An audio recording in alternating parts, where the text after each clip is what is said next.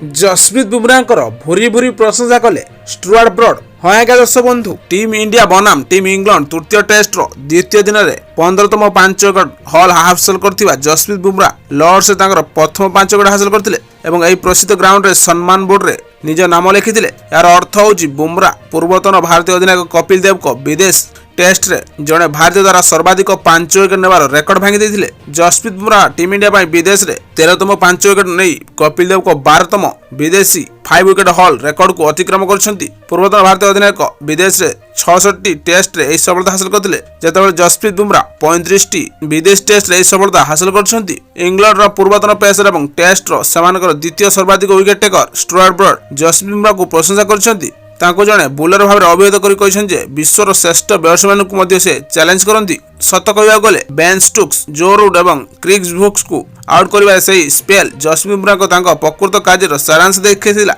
से विश्वर सर्वोत्तम बैट्समैन को चैलेंज करती। बाम डाण हाथिया खेलाड़ी समस्त प्रकार डिसमिसल स्टंप और निकअप खेल आणती। एक आशाजनक नाटकीय थिला, एक आशाजनक थिएटर थिला, एक आशाजनक कथा थिला। या टिके स्विंग थिला, टिके केरी थिला, किंतु सीमा दूर रे किंतु कई स्थिर नथिले।